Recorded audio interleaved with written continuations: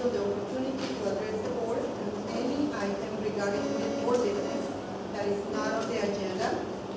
Without taking action, entering into a dialogue with the public, board members may briefly respond to statements made or ask clarifying questions about the topics posed to the public.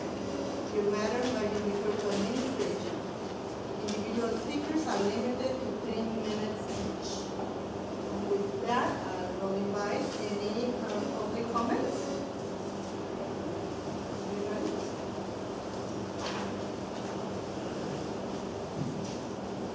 Hello, my name is Mary Burton, kindergarten teacher at the elementary school. I'd just like to thank you for being here and listening. My daughter, Tara Burton, signed a district agreement for Hope Valley Elementary School and into the Calistoga Unified School District. And this is for her daughter, Chloe. And 1 week before school was to start, Chloe's name was not on the enrollment list, so Tara began calling the district office on August 6th to find out why Chloe wasn't on the list. And on Tuesday 11th, she got the answer from the district, and Chloe had been denied enrollment in Calistoga. And this was 2 days before school was going to begin, and Tara had nowhere to put Chloe because she was at work. And the district suggested that she enroll her in preschool. And that's kind of where this case all began. Because Tara appealed that decision to deny enrollment to the Napa County Office of Education, and they set up a closed session hearing for October 15th. And present at the hearing, there was Tara Burton and Chloe Burton and myself, Mary Burton, Dr. Esmeralda Mondragon, Monique Sanchez, and her assistant, and Indira Lopez, the president of the Calistoga School Board. The hearing took about 2.5 hours. And Tara and Dr. Mondragon were both sworn in. And Tara gave her statement that she was a single mother living in Hope Valley. She was employed in Calistoga, and it would be an extreme hardship in terms of cost, time, safety, and in finding child care in Hope Valley because all of her family worked in St. Helena and Calistoga. So then Dr. Mondragon went through all her reasons to deny the inter-district agreement. And she spoke about the class sizes having too many children and stating where would we put all the new children coming in. The district would have to get a new portable classroom. The cost of the teacher would be $80,000, and the district just doesn't have the funds for that. And that led to a lot of discussion actually about what class size limit was for impactment. And Dr. Mondragon stated that it was 20 for class size reduction and then brought it up to 24 students as a goal for the K-3. And the board responded with, can you verify that? And the lawyer says, because I'm looking right here on your webpage and it says you can go up to 29. And Dr. Mondragon said, no, that's not right. The lawyer said, but I am on your webpage right now, and it does say 29. Dr. Mondragon said, we have never had more than 26 in our upper grades, and yet when you do look at the rosters of the last few years, there have been many classrooms with 28 and 29 enrolled. And the kindergarten classrooms right now are 22 and 23, so there is room. And one more child will not cause the classes to be impacted, nor will it call for the need of buying a portable classroom. Dr. Mondragon brought up that another child had also been denied an inter-district agreement, and their response was, what you did or did not do with another child has nothing to do with this case. And they seemed to slander a teacher's reputation by saying she was dangerously incompetent and asked the board if they would like to see the dates and the letters that were written. And they said, no, that has nothing to do with the case. And that actually the story that Dr. Mondragon had told had already been refuted and documented. After discussion, they stated that Tara Burton's appeal had met all the criteria needed for an inter-district agreement set forth by the County Board Administrative Regulations 5117 with the preponderance of evidence. Ms. Burton, sorry to interrupt, but your 3 minutes are up. Okay. Sorry. I have just one paragraph, it's all right. The members just voted yes and granted her the inter-district agreement, and they were all very supportive, and they did say that they were sorry that our family went through it. And I would just like to thank Barbara Nemko and all the Napa County Board of Education members for their time and effort. And I'd like to thank you for being here to listen. And just we would like to keep our school open and welcoming for everyone. And thank you for listening.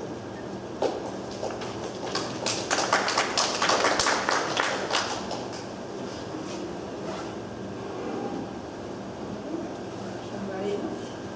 No? Okay, we shall continue with the meeting. Okay, item 11.0 is a public hearing. As an elected governing body of the California Joint Unified School District, the Board of Trustees conducts public hearings for the purpose of maintaining open communication with parents, students, and residents of the Calistoga community and school district. Through the public hearing process, trustees seek ideas and viewpoints regarding the efficiency and quality of district-sponsored programs or any other area of the operation of the district and its schools. Trustees believe that open communication is a key element in the ongoing process of district, school, and program improvement. Item 11.1, public hearing on sufficiency of instructional materials.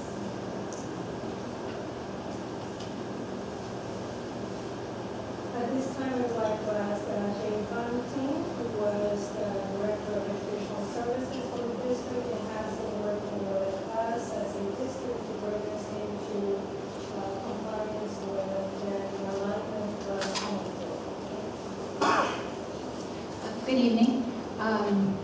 The public hearings, the Williams Act enacted in 2000, and this is why we're having the public hearing, actually addresses three components. The first is safe and decent school facilities, to paraphrase. The second is highly qualified teachers.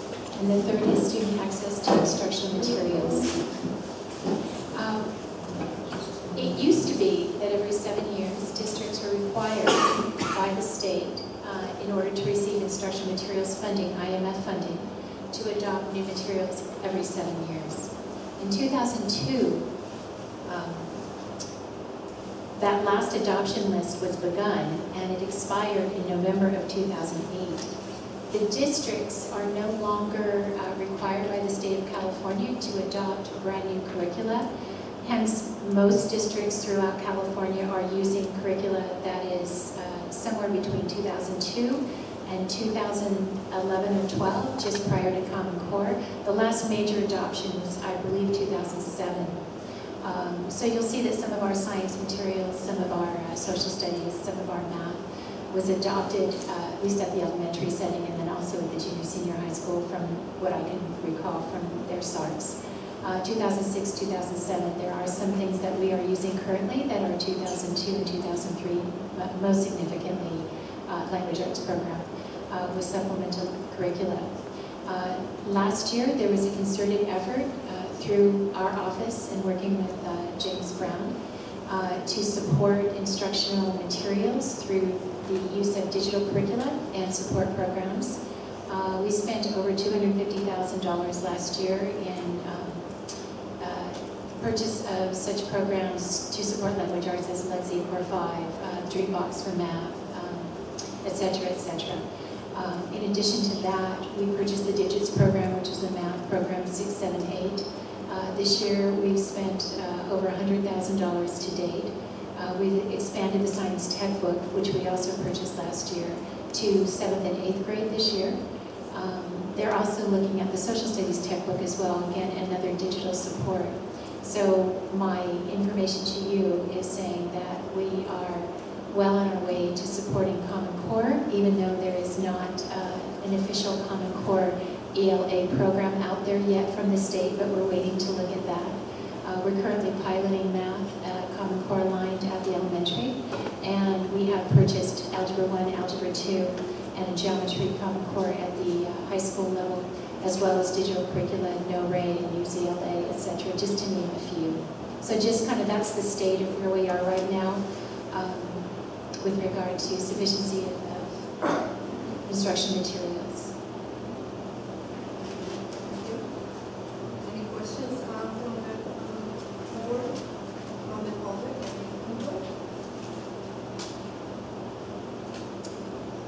Thank you. Thank you. Being none, we close the public hearing at 6:16.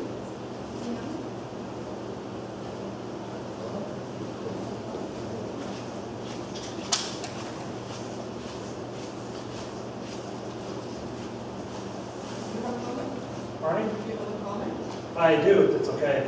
I'm sorry. Just Okay, just follow up on the sufficiency of the materials. I that's understand. fine, yeah. Okay, sorry about that. Close it. Yeah. My name is Dan Herndon. I've had one student go through the school system. I currently have one right now. I understand there is a lack there of sufficiency. I'm kind of unaware or kind of confused on the books and so forth, so I don't know if I can get some help on that. I hear there's insufficiency of supplies at the schools, at the elementary school system. The elementary school, is that correct? Were there any specific examples? Like school of books, what is- school books and things like that, that's what I'm hearing. So if there is, I'm just curious why is that the case? I don't know, I'm just wondering if that. Is that correct? or no? As far as we know, you're the first one who's bringing that subject. to- Okay, because I just heard last week, to the line, some so- people were saying it's kind of come up a topic or sufficiency or insufficiency of textbooks and materials, so that's why I just wanted to come up and ask. I'm just kind of curious where it was. So I guess, If you're specific on books, you know, a couple of the board members had their child. Hello everyone, my name is Ethan Herndon, and I'm a fellow alumni at Calistoga Junior Senior High School 2014. I have a sibling that attends the elementary school, and he doesn't come home with a math book, and we have some people on the school board who had their kid go through the school system with me, and through elementary school, you would come home with a math book, an English book, and an English workbook, and it's surprisingly to see that none of that is coming home. And I go in the classroom, and there's none in the classroom at all. I go into other grades, different grades, it's not in their classroom as well. I wonder why we don't have a textbook to go home. I understand everything's going technologically, but that's not going to be suffice. And what kept you guys up at night trying to study for a test? A textbook. So I know that the school here has sufficient funds to supply a textbook, because you can obviously see that we have the money to do it. You can see it in this building, you can see it at renovations at the elementary school, you can see it at more staff coming in. So please give our kids textbooks and don't cheapskate them with technology. That's all I gotta say. What grade level, by the way, is your It's in fifth grade. Sorry? Fifth grade. Fifth grade?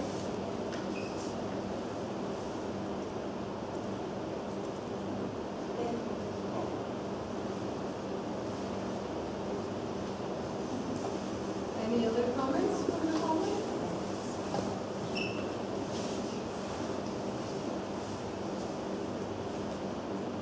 Yes, this is Brian Fennan.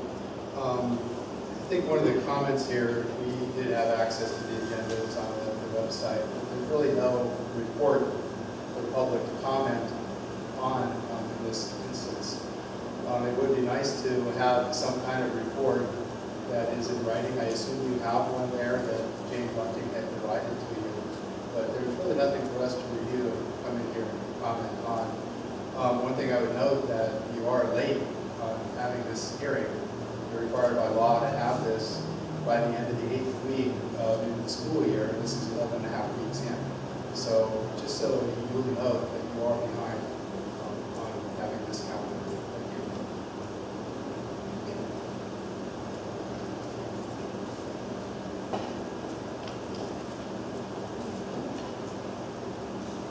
Any more comments from the public or any comments from the board? No? Okay, so we'll change that time that to close the public hearing to 6:20. Thank you. Moving on to reports, recognition, information, and discussion items. First one that we have is 12.1, phase 2, final report. Welcome to the field. Good evening, thank you. My name is Jeff Three, Stonecreek Estimating, Program Manager on Phase 2 Construction. This is my final report to the board, our official formal presentation to the board on the project. I would like to start off by saying that we met our key criteria, which was get the school open, get the students in the classroom by the first day of school. We did that barely. There were, as you know, a few bumps in the road. It was not as smooth as we would have liked, but I think the team did a great job. There was a number of factors. I'll go into that a little bit more in my presentation. There were a few factors that we had to juggle. I think the team responded to it really well. I think in the end, we just took a tour today. The classrooms look fantastic. The roof is in great shape. And the HVAC units are working really well.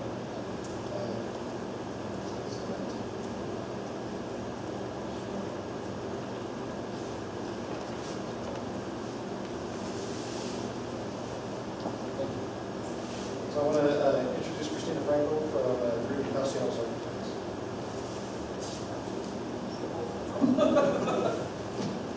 Good evening, board members, Superintendent Montague and CBO Burrows. Again, can you hear me now? I'm sorry. As Jeff introduced, my name is Christina Franco. I'm principal architect with Green Castellanos Architects. I've been your project manager for the Phase 2 project since the inception.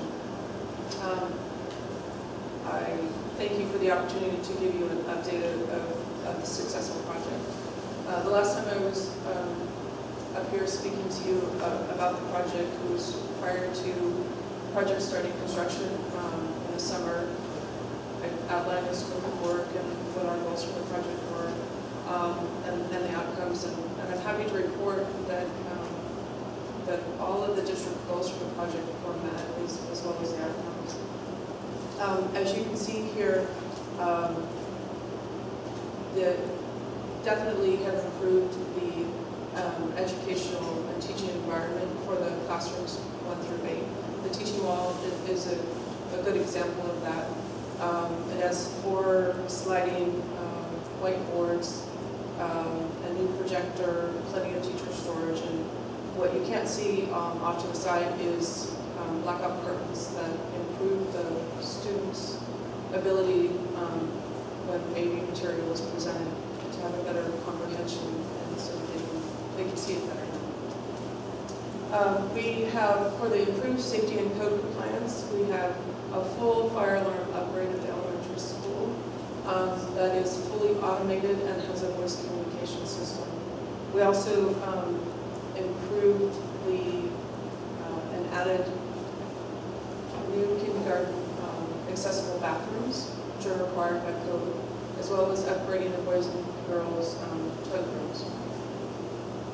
The projects have reduced the district's facilities and maintenance costs with new roofs at both schools, as well as having an operating system. The energy efficiency was achieved in both schools by replacing the HVAC units at the main building here at the high school, as well as the main building and the classrooms at the elementary school. As well as, and you can see in the photo a little bit, programmable energy efficient lighting. With all the projects complete, the district's return on investment is more than 10 to 15 years, and we will achieve a 30-year warranty for both roofs. The success of the project was entirely due to the teamwork, and the team was the district representative Jeff, DCA's team, as well as Block Construction. The teamwork basically allowed us to overcome the obstacles of the tight timeline of the project and meet the project parameters. So if you have any questions about the project, I know most of you were on the tour, but there's a lot of parameters that we couldn't obviously fit all into one slide. But I want to thank you for the opportunity to be the team that completed the Phase 2 projects for you. Thank you.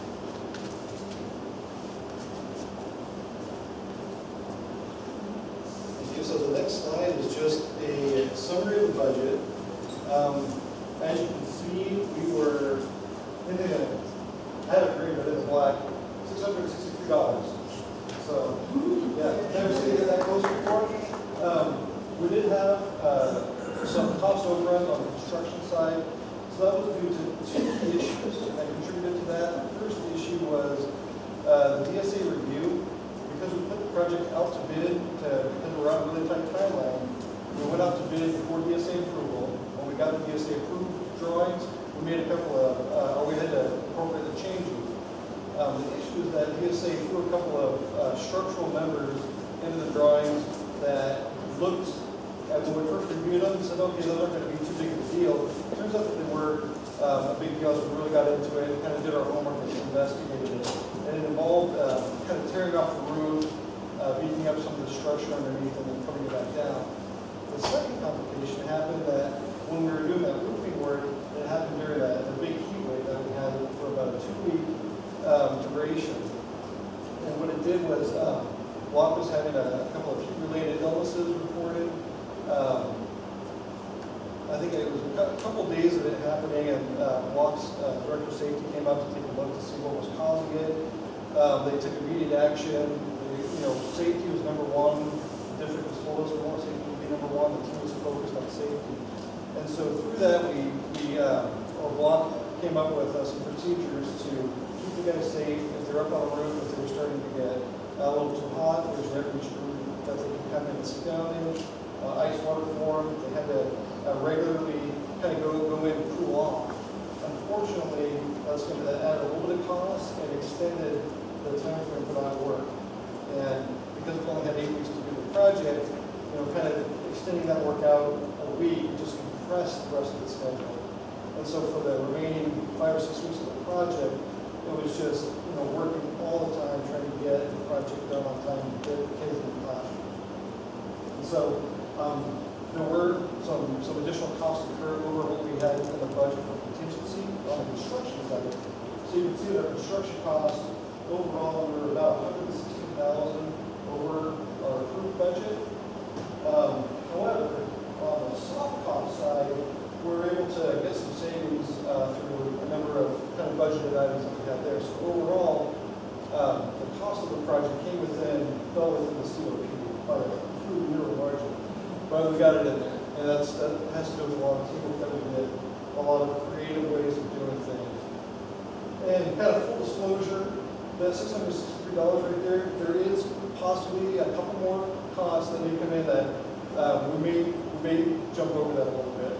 But for the most part, I think that shows that we were really successful in this project given the hurdles that we faced. So are there any questions on the cost side of this?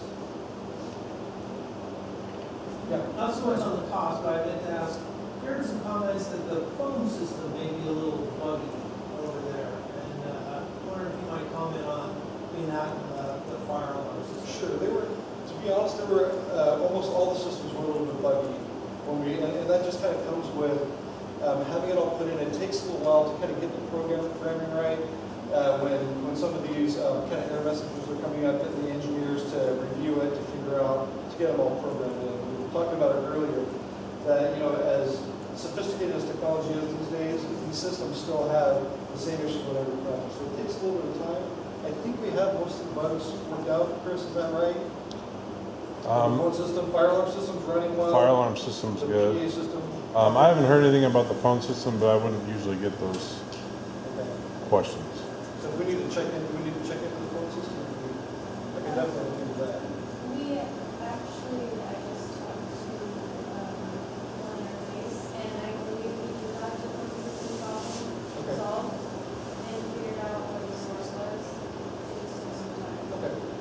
Yeah, one interface is another team member that did a great job with what kind of working on us. Kind of goes back to the worker safety first. If the phones don't work, it makes it a little iffy for the school to operate. So Yeah, I just want to make sure that there's enough priority put on that, depending on those things, can't be pretty close. Yeah. So I'll follow up on that. And just to add to that, we do have a solution in terms of if our network is down or a Wi-Fi that we can actually use the landline, dial in star 7 something, and make sure the calls are directly Right, we can get that out so that everybody's very comfortable with it, it's pasted, so we don't have a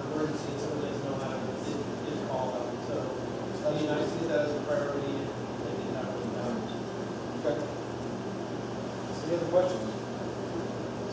Think we have a comment on the public? I couldn't hear what she said. Sorry. To basically say that they need to get a system out that they think they have a fix to the problem, and now we need to get it published and make sure that everybody's aware what the fix is. Okay, thank you. You're welcome, sorry. I want to say that we were, Trustee Alvish and myself, went to visit classrooms this morning, and we saw the new classrooms in action, have Google uses that new smartphone so well, and it's very, very impressive. So, we are very pleased with the classrooms, and, just, it's making it much better.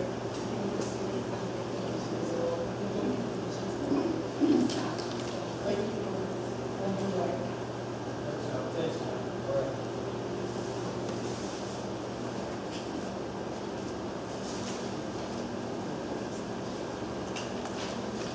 Moving on to our items of two, CES principal report.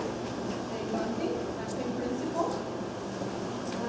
Jean has left, and her report is in the board packet, it's a written report.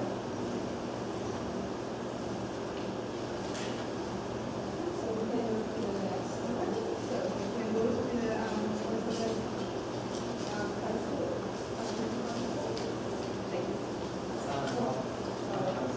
I just wanted to make sure. So, junior high, since the last time, we went on our ropes course. We finally got it settled. I took 121, 23 kids, went to Heron Lake, which is down at the Napa County office. So the kids divided themselves into high elements and low elements. They took challenges all day long. We tried to send some little video clips to some parents who, we knew would enjoy seeing their child walk across a high wire or take challenges early on the zip line. And, the kids challenged themselves to go a little bit further. One of the challenges was this tall pole that they climb up and they stand at the top, and there's a trapeze.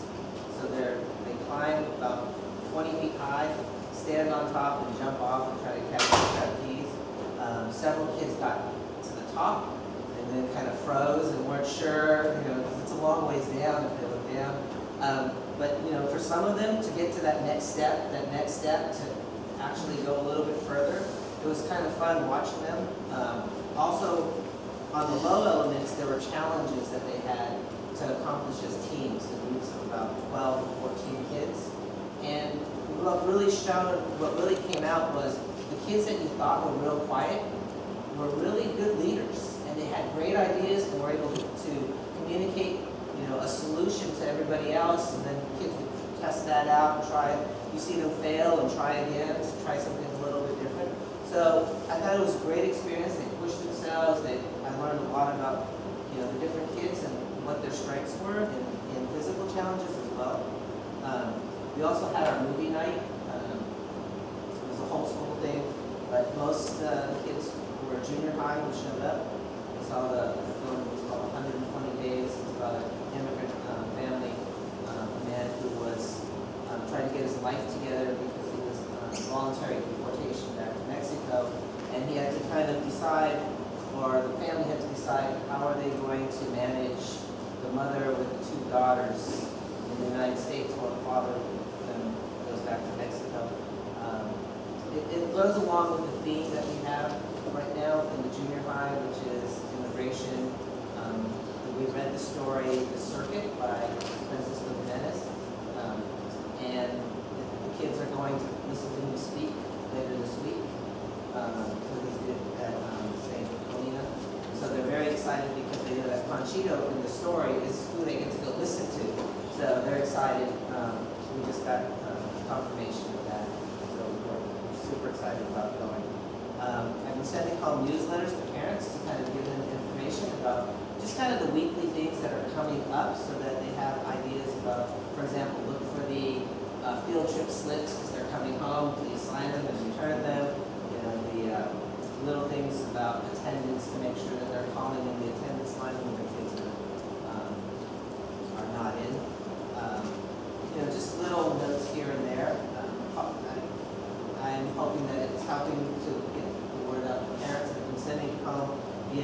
digital as well as a hard copy right now until I can kind of figure out the electronic thing.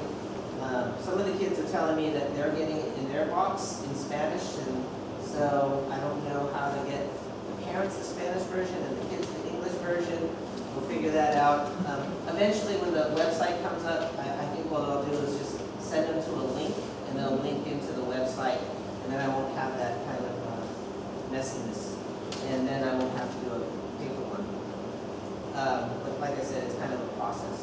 The last thing is that Palisades, we've been working on an entrepreneur program. Mark has been taking kids to different businesses in the area to get a sense of what people do. We did a trip to Indian Springs. We saw the art gallery. We got a chance to speak to the artist who's in residence there about his work. We also visited the hotel and the spa and got a chance to walk behind the scenes and see the hot springs in the back of Indian Springs. The kids were very excited, very well, they presented the school very well on their trips. We were very excited, asking good questions about the facilities. The last thing, Palisades, we still see that need for the social emotional support of the students, and I know Dr. Mondragon has been working with us to try to make sure that we are meeting all the needs of the kids, and that's it. It's good to see the Palisades students actually coming to the school and visiting the college and career center and being part of other projects. So, thank you guys. Mr. Michael.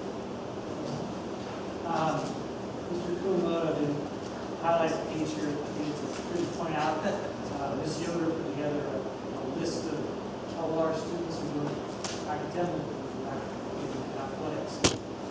Some real highlights that are worth noting. And our league will recognize these students in addition to recognizing them too for these health athletes. So it's really exciting. Our after-school programs are helping out coaches, really coach responsibility, forms of the league, that's going really well. At the high school site, along with that, our counselor and the cultural career specialist, Ms. Craig Miles and John Moore, were very busy. If you remember, kids who come to college, it's a busy time of year. How many kids come to college? November 30th is one of the deadlines that we're important to receive counseling. So they've been visiting classrooms talking about the ACT, SAT, 11th graders too. We had 65 students who the SAT this year, which was up. That was exciting. Our new classes are going well. There's a briefing on each one of those. I encourage you to read that. Friday was the first day our law students actually taught in elementary school. It was Halloween, so the science lab was Halloween based. They did slime, I think what it was, sleep of it. And it was just really fun to see. They had goggles, the kids, of course the goggles would fit them really well, so we had to figure that out. But they were quite a bit too big for the clear goggles, but they were about right for the 6th grade. But they had goggles, and they had little beakers, and they were graduate cylinders. And they made this really cool cylinder. It was quite fun. And so the kids are very excited about that. They're wrapping up their Napa Valley College class, so we'll have 3 college units this semester. We've signed them up for their home state class, so they have 3 SEC credits for next semester. And they would like to start teaching 2 science classes a month instead of just 1. The teachers seem to really enjoy that. Teach science.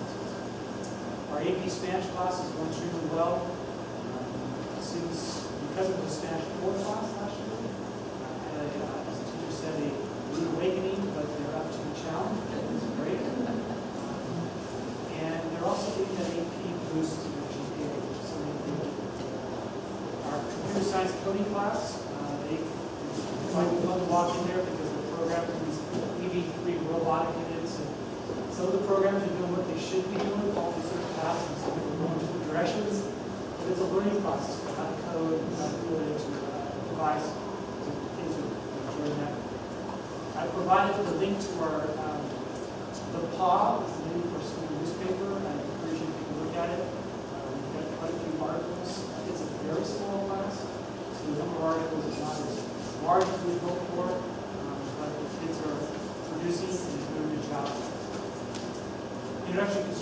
by today and saw what they're doing there. It's pretty neat. We heard from our culinary class last board meeting, so I want to go over that again. We had a day, our day with the juniors here, high school, met for our professional development day. We started analyzing the data from our CAST results, celebrating where we have success, and really developing a plan of how to shore up those areas that we feel like we were not doing as well. And we're going to continue that at our next staff meeting throughout the year. The goal is to have this plan so that at the end of the year, when students take the task, we will have data pretty quickly and we can look at how well we implemented that strategic plan. Our seniors took a trip to UTI, Mr. Bartel, plan district for our students. Just give them an exposure because we consider our kids to be some Davis, we send them to some state, last year we said Berkeley, but they don't usually go to a trade school, so we thought we could put students to see what a technical college is like. So they came back with a lot of interesting stories. Our after-school coordinator for ACE, Sandra Van Dyke, wrote a grant. She awarded $1,000 to send 60 students and 10 adults to a safe school ambassador. So we're very excited about being active on campus. Those will take place in November. And then our Cal Preps is starting to gear up. They finally were able to hire a Cal Prep mentor, so the new program again is going to Daniel onto the Cal working with the Cal Center. So that took a while to recruit and to find something. So she named Brandy, which is on board now. And then the last page is really about what the Joint Enrollment is doing. September, October, and November. Our kids are really coming in and availing themselves of all the resources that it's been a great thing. And she has been very influential with, she knows every single senior, put together a plan for this year, really helped our seniors, and what they're planning on doing. So that's been a great addition to our solution. Ms. White, this is a very impressive list of activities that she has accomplished, so I'm really looking forward to continuing to see what she's engaged in. Sure, I'm glad to do that. You can keep this going. She sometimes flinches when I come to her office. Does she have a new idea? What now? Do you have a comment? Well, no, I was wondering what the principal's report is from the Calistoga Elementary School. Did you submit the report? Yeah, And is it put it on the, It will be posted on the website by tomorrow, and it's a written report. It's a written report? Yeah, And it'll be on the website? it will be on the website. Under the Board of Trustees? Board of Trustees? Yep. Okay. and moving on to student representative report. So just going off of what they were saying too, one thing I wanted to say was for athletics, like I know our GPA is pretty good, but like especially, so first of all, like our volleyball team, our athletics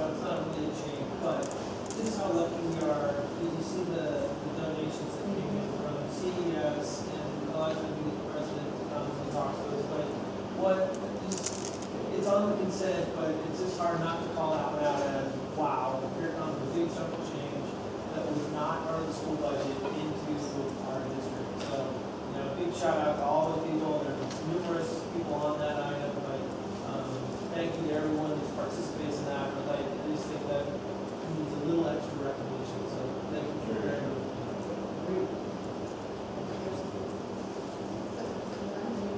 I move that we approve the consent calendar.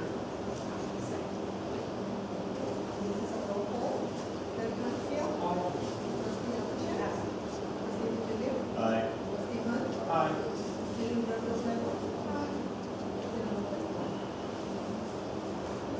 Item 14.0, action items. Protocol for action items include a staff presentation, questions from the board, public input, deliberations by the board, and voting by the board. During public input, there will be a 3-minute time limit per person. Item 14.1, resolution 15-1603, regarding sufficiency of instructional materials and whether each people in the district is provided with sufficient textbooks and or instructional materials as per education code 6011.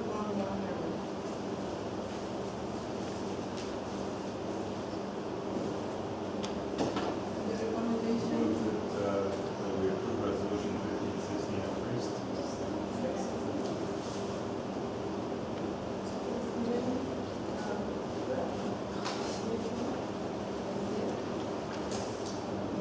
And this is also, you have a comment? I just wanted, my name's Jennifer Herndon, and I have a child at the elementary school who's in the 5th grade. And right now, currently, he has a math workbook in class and a math workbook that he can bring home. But he doesn't have a math textbook. So it's very hard for me to be able to support him or help him because I don't want to mess him up in math if I show him a different way to solve a problem than what's being taught in the classroom. And also, from what I understand right now, there is no English curriculum. So each 5th grade teacher is doing their own curriculum for English. And I just would like to support my child and have him have access to resources so we can help him at home. Thank you.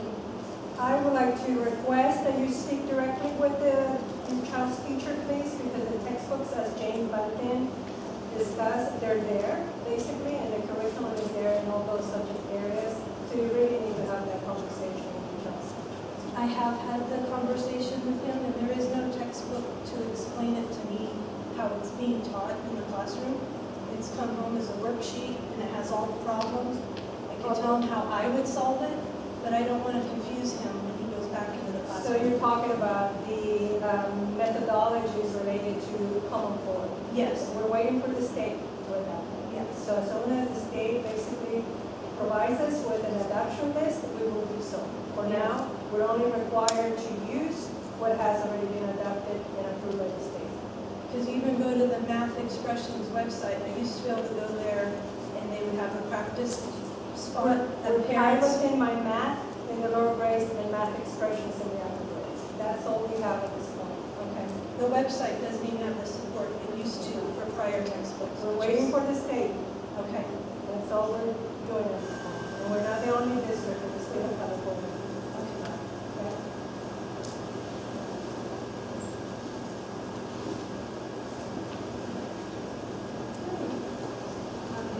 Any other comments? Okay, it's a roll call. Chair Francio? Aye. Trustee Alcantara? Trustee DeJulius? Aye. Trustee Hunt? Aye. President Bartolomeo? Aye. President Lopez? Item 15.0, future agenda items.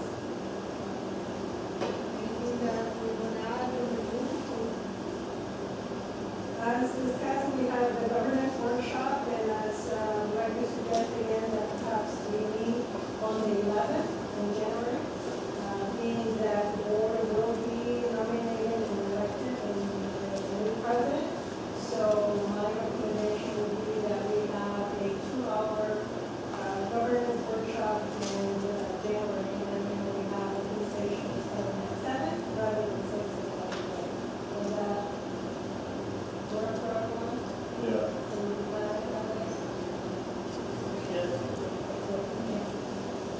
don't add up.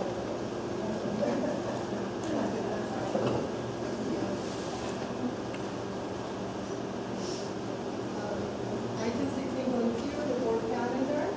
Again, we're meeting on Monday, December 7th, with our regular closed session at 5, and the regular board meeting at 6 p.m. here at the purpose room. And again, Monday, On the 7th,